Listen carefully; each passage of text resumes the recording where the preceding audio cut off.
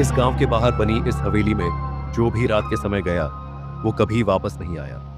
लोगों का कहना था कि हवेली के अंदर एक ऐसा कमरा है जहां लगा आईना इंसान को उसकी मौत दिखाता है। गांव की छोटी सी चाय की दुकान पर 4 दोस्त बैठे थे, अर्जुन, राहुल, समीर और मोहित। बारिश आने वाली थी, आसमान में बिजली चमक रही थी। राहुल हंसते हुए बोला, अर्जुन, तू तो बड़ा बहादुर बनता है।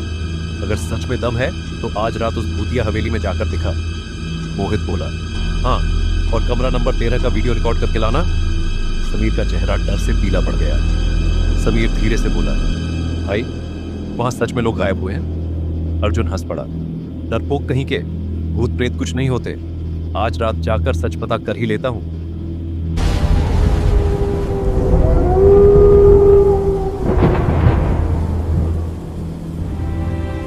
रात के ठीक 12 बजे अर्जुन हाथ में टॉर्च और मोबाइल लेकर हवेली की तरफ बढ़ने लगा। चारों तरफ अजीब सा सन्नाटा था, सिर्फ हवा की आवाज और दूर कुत्तों के भौंकने की आवाज सुनाई दे रही थी। जैसे ही अर्जुन हवेली के बड़े टूटे हुए दरवाजे के पास पहुंचा, दरवाजा अपने आप धीरे धीरे खुलने लगा। अर्जुन कुछ पल के लिए रुक गया, लेकिन फिर खुद को समझाते हुए बोला, पुराना दरवाजा है, हवा से खुल गया होगा। हवेली के अंदर पूरी तरह अंधेरा था। दीवारों पर मोटे जाले लगे हुए थे, हर तरफ टूटा सामान पड़ा था। अचानक ऊपर वाली मंजिल से किसी औरत के रोने की आवाज आने लगी। अर्जुन डर गया। अर्जुन जोर से बोला, कौन है वहां?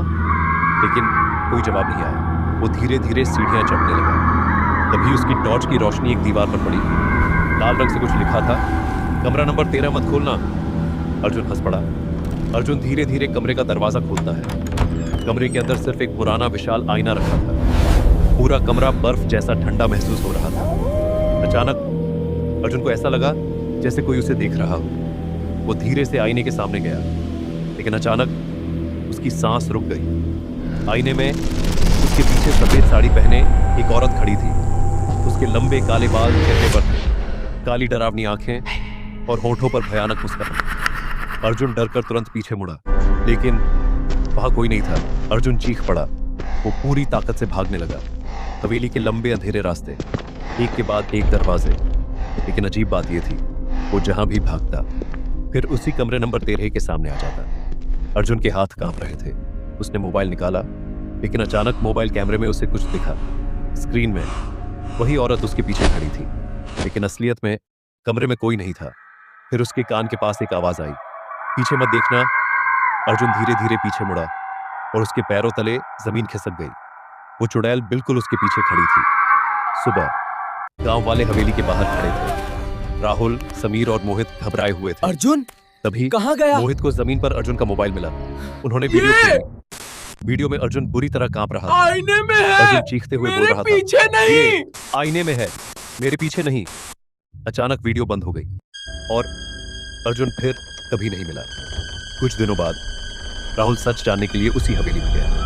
कमरा नंबर 13 का दरवाजा खुला हुआ। आईने पर खून जैसे लाल अक्षरों में लिखा था, अब अगला कौन? लेकिन तभी आईने में उसे अपने पीछे कोई दिखाई दिया। वो अर्जुन था, लेकिन उसकी आंखें पूरी काली थी और चेहरे पर वही डरावनी मुस्कान।